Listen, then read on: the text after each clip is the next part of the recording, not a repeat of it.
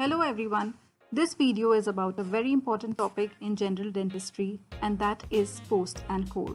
Knowledge of this procedure in depth is necessary as it helps us save many badly broken down teeth. This topic will have multiple parts as I wanted to cover everything in detail. This is the first part and it covers all the information you need to know for a successful post and core procedure. First, let us understand the terms post and core. A post, also known as a dowel, is a small, rod-like structure that is inserted into the root space or the radicular portion of an endodontically treated tooth, and it generally protrudes a couple of millimeters above the root. This post is then used to hold the core or a filling in place. The core basically replaces the missing coronal structure and it retains the final restoration or the crown. Coming to the components of a post and core system, we need to familiarize with these terms early on so that the rest of the presentation is easy to understand. So, a fully restored tooth with a post and core has 5 parts. The first part is the 4 to 5 millimeter of the apical seal, which is left after the post space that is created. Then we have the post, which is located into the root portion. This post retains the core, which replaces the missing coronal structure of the tooth, and the core retains the crown or the final restoration. And finally, we have the remaining or the residual coronal and the radicular tooth structure, which supports the post and core restoration. Now, coming to a very important question, what is the purpose of the post? I think everyone must be quite aware of the fact that earlier it was thought that all endodontically treated teeth, because of the loss in vitality, dry out and become brittle, making them prone to fracture. Because of this belief, many clinicians placed posts in every tooth that an RCT was done on, because they thought that it would strengthen or reinforce the tooth and prevent its susceptibility to fracture. But it is just the opposite. Today we know that the preparation of post space actually weakens the root, increasing the potential to fracture. This is because of an obvious reason, right? We are removing more root structure. The more we remove, the more the tooth is vulnerable to fracture. So why place a post in the first place? It's definitely not strengthening the root. So the purpose of the post is simple. It is only and only to retain the core. Basically, it creates a foundation on which you can build your core, and the core retains the crown. So if you see a tooth with barely any crown structure, give this option a thought before extracting your tooth.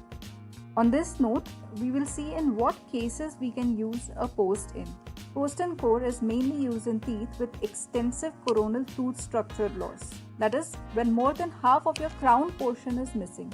A very good case for post and core is tooth-supported overdentures, and you get these attachments which are supposed to be cemented into the post space. These attachments help in improving the retention of the denture. For a predictable treatment, at least 1.5 to 2 mm of sound tooth structure should be present circumferentially above the gingival margin. This is necessary for the ferrule effect. When deciding to place a post, make sure that there is a good apical seal present. So your root canal obturation has to be perfect. Make sure that there is no periapical infection. You have to remember that the tooth has to be restorable. What is the purpose of placing a post in a mobile tooth or a tooth with hopeless prognosis?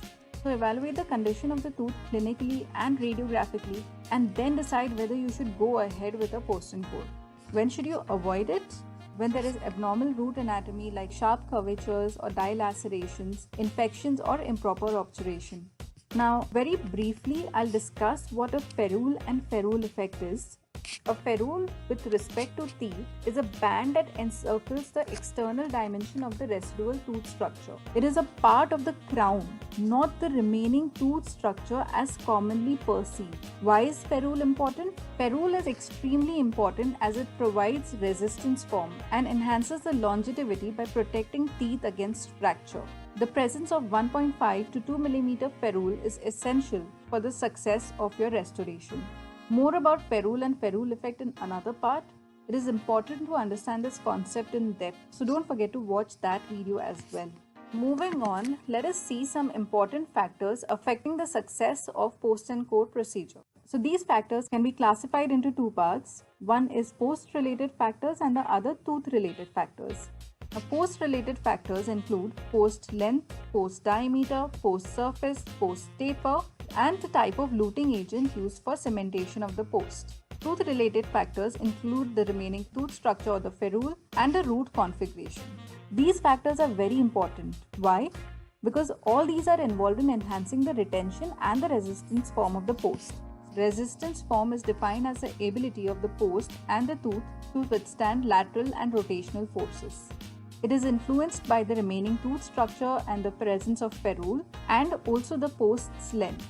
A restoration lacking resistance form is not likely to be a long-term success, regardless of the retentiveness of the post. How is retention form different from resistance form? So the retention form is the ability of the post to resist vertical dislodging forces. It is influenced by the post's length, diameter and taper, the luting cement used, and whether the post is active or passive. Now we will discuss each of these factors in detail and what needs to be followed. The first factor we'll discuss is post length. Although the placement of the post, that is 2/3 of the root length, is supposed to be ideal, it is essential to maintain at least 4 to 5 mm of apical seal, because anything less than that will disrupt the seal, compromising the entire restoration. How to make sure that there is 5 mm apical seal present? You will have to watch the other part of the video for this, because it covers the entire stepwise procedure for a post and core. At bare minimum, the post should extend at least a distance equal to the height of the crown being placed.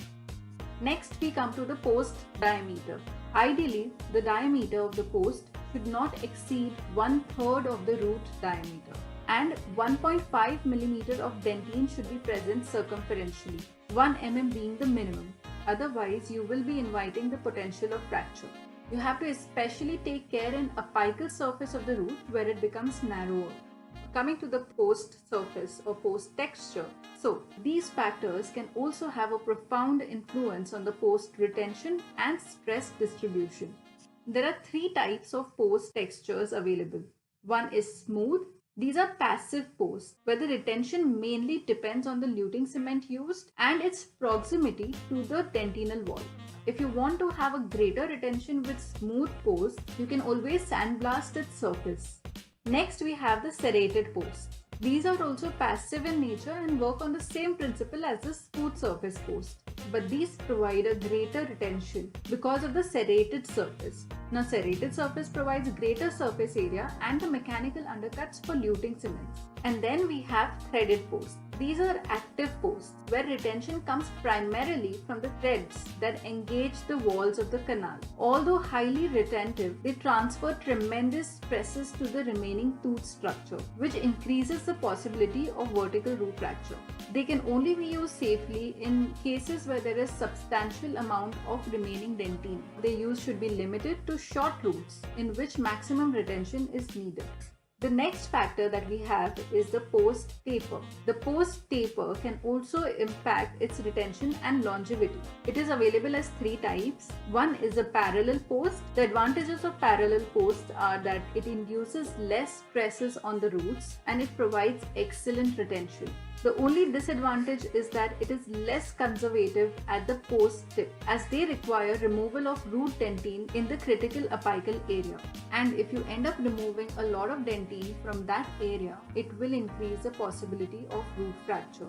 It is mainly indicated in large canals where adequate dentine is present around the post apex, or shorter roots where retention is important. The second type of posts that we have are the tapered posts. The advantages of tapered posts are that they are conservative around the root dentine, as the canals are clean and shaped in a tapered fashion. The disadvantage is that it increases the possibility of root fracture due to wedging effect on the post at the apex. It also has lower retention value as compared to the parallel post.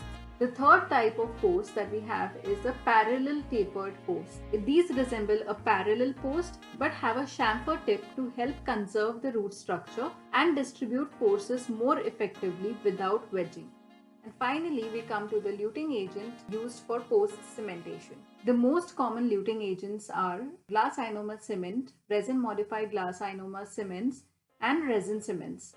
The recent trend has been towards resin cements because they increase the retention and tend to leak less than the other cement.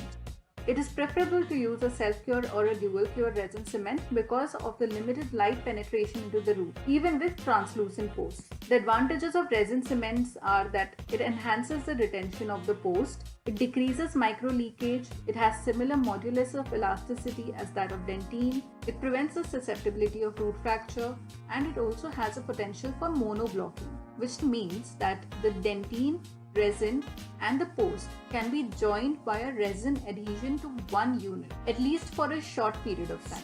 Now we come to tooth related factors. We have already discussed importance of the remaining tooth structure, that is the ferrule and the ferrule effect for retention and resistance form of the tooth cemented with the post. We're not getting into the details of that again. What you have to remember is that you have to preserve as much of the tooth structure that is already present. Whenever possible, coronal and radicular tooth structure should be conserved. Do not enlarge the post space unnecessarily, as it will only weaken the root and increase its chances of fracture.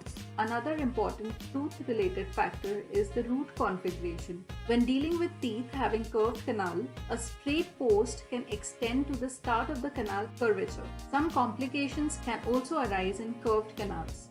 These are straightening or stripping of the curved canal, perforation or weakening of the root canal wall, or loss of apical seeds. One more very important factor that I want you to consider is the occlusion. It is one of the most overlooked or neglected areas when it comes to restorative dentistry or endodontics, but it is one of the most important factors as well.